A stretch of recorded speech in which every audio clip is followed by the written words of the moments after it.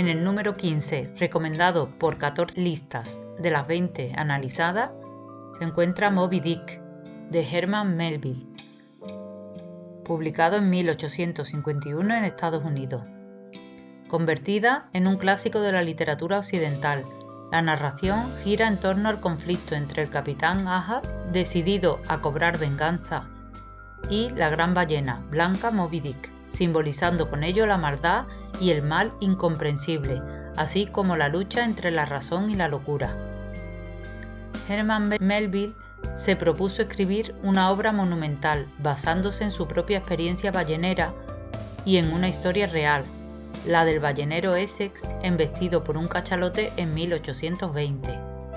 En esta novela, el barco ballenero Pequod, capitaneado por Ahab, sale a la mar en busca de una ballena en particular, Moby Dick, y se recrea en cada detalle de la vida de los marineros, y en especial de los balleneros. Durante la búsqueda se recrea también en los detalles de la caza y el desguace de otras ballenas. No resulta por tanto agradable para alguien que ama a las ballenas. Los primeros capítulos me resultan tediosos, prolijos en detalles sobre la preparación para la salida, en los que no entiendo que Herman Melville dedique tanto tiempo. Me pregunto constantemente por qué tantas listas lo recomiendan, y me consuelo pensando que cuando finalmente salgan a pescar el libro se pondrá interesante. Pero al salir a la pesca la historia no mejora, más bien se hace más tedioso aún.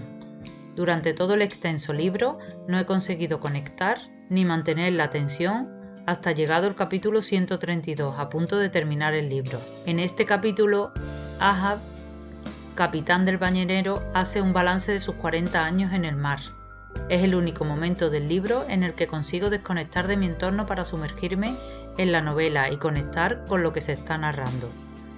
Ni siquiera después de eso, con los 3 ataques a Moby Dick y con el interés que me suscita el saber qué pasa con el esperado encuentro, consigo mantener una atención plena a lo que estoy leyendo. Mi imaginación vuela hacia otros temas porque el señor Melville, con su narrativa, no me engancha. No me abstrae del mundo que me rodea, como tantos otros autores consiguen hacer. Por lo tanto, mi balance general del libro y conociendo el final es que la novela no trata sobre un ballenero que busca una ballena, sino que mi resumen sería Moby Dick, la ballena que busca un ballenero. De ninguna manera lo incluiría en mi lista de libros de obligada lectura, y el hecho de que esté en 13 listas elaboradas por personas con un intelecto muy por encima del que yo pueda nunca aspirar, me hace sentir que quizás no he tenido la capacidad para apreciar la genialidad del libro. Así que tengo el proyecto de volver a releerlo en unos años, con el firme propósito de captar eso que no he podido percibir en mi primera lectura. La novela consta de 800 páginas repartidas en 135 capítulos, que a modo de resumen voy a dividirlo en varias partes. Antes de embarcar, Ismael es el narrador de la historia, un joven de unos 20 años en busca de aventuras, decidido a incursionar en el mundo de la caza de las ballenas, esperando experimentar grandes aventuras con ello, aunque pronto se da cuenta de la crudeza del oficio. Sin ningún recurso económico y tras dejar sus estudios se dirige a la isla de Nantucket, centro de caza ballenera en Massachusetts, Estados Unidos. En el camino conoce a Kit-Kit, arponero originario de una tribu caníbal ficticia neozelandesa. Ismael se ve obligado a compartir cama con él la primera noche.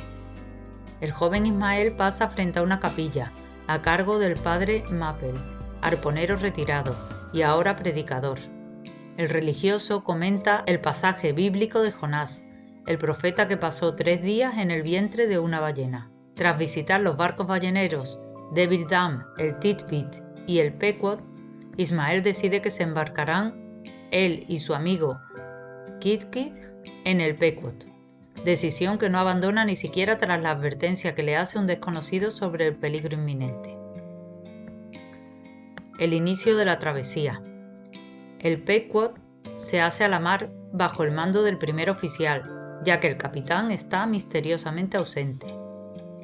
Este primer oficial es Starbuck, cuáquero de religión con una motivación clara que es la de ganar el suficiente dinero para regresar a casa con su esposa e hijo. Es el único que cuestiona las motivaciones del capitán Ahab.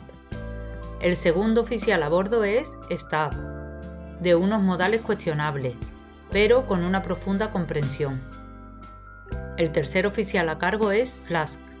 Además de estos tres oficiales, Ismael y Kirkit se encuentran embarcados los arponeros Tastego, proveniente de la etnia Akina Wampanoag, y Dago, de origen africano.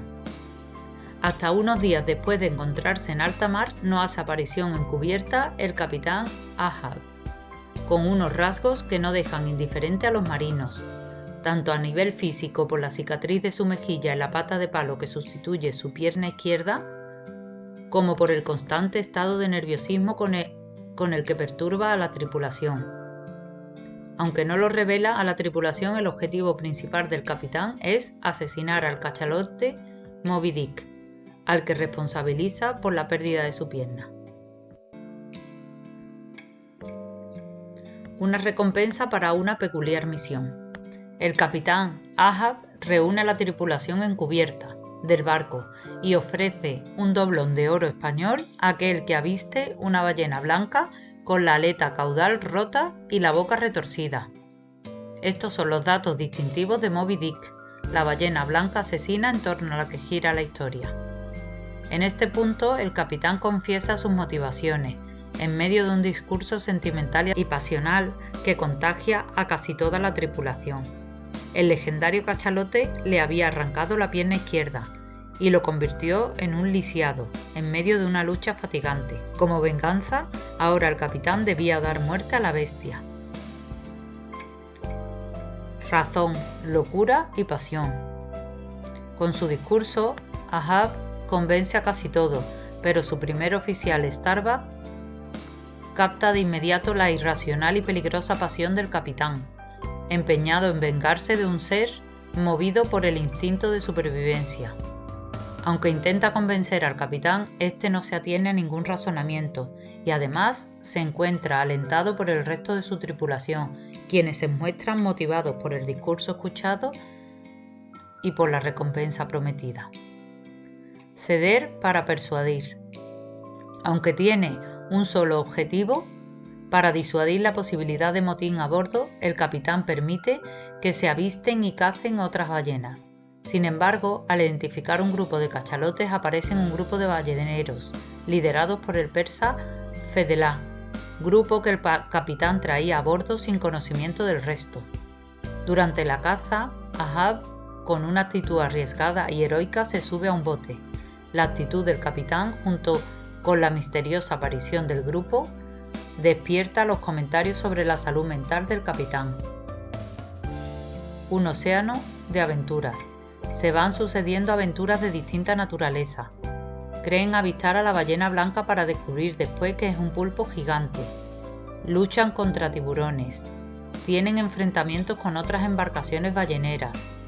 Se encuentran con otras que les aconsejan abandonar la idea de cazar a Moby Dick. A través de todas esas aventuras, las tensiones entre Starbuck y Ahab van creciendo. El encuentro esperado, Moby Dick. Obcecado, el capitán dirige la nave hacia aguas turbulentas.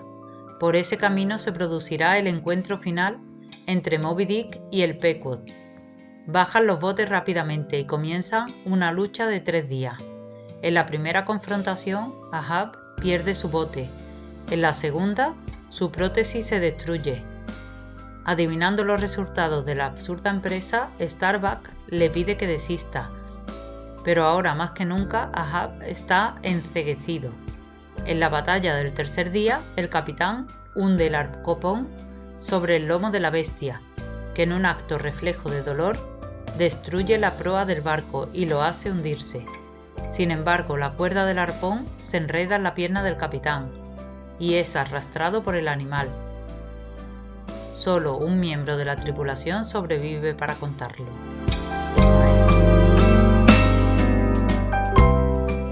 El autor, Herman Melville, Su autor es considerado uno de los mejores prosistas de la lengua inglesa, y es esta su obra más reconocida. Nació en Nueva York en 1819, tercero de 8 hermanos. Tuvo una infancia acomodada. Sin embargo, su padre, Alan Melville, malgastó su fortuna y se declaró en quiebra en 1830, poco antes de morir. Trabajó, entonces, como marino al cumplir la mayoría de edad, primero en un buque de carga y luego en un barco ballenero. En este tiempo fue prisionero de la tribu Taipí, en las Islas Marquesas. Fue prisionero en Tahití, recorrió las islas del Pacífico y vivió en Maui. Estas experiencias fueron la base de sus primeros relatos, muy exitosos entre los lectores.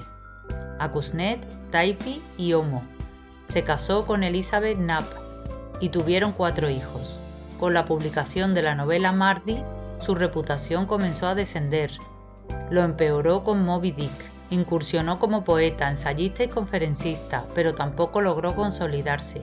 Finalmente se empleó como inspector de aduanas en Nueva York, donde ejerció por 19 años. El alcohol afectó su vida marital. Tuvo que enfrentar también la muerte de sus 2 hijos varones. Murió en 1891 con 72 años y su obra fue sepultada en la memoria de aquella generación. Fue solo después de su muerte, en la década de 1930, cuando la tensión política mundial hizo despertar el interés en Moby Dick, que fue interpretada como una premonición del totalitarismo del siglo XX.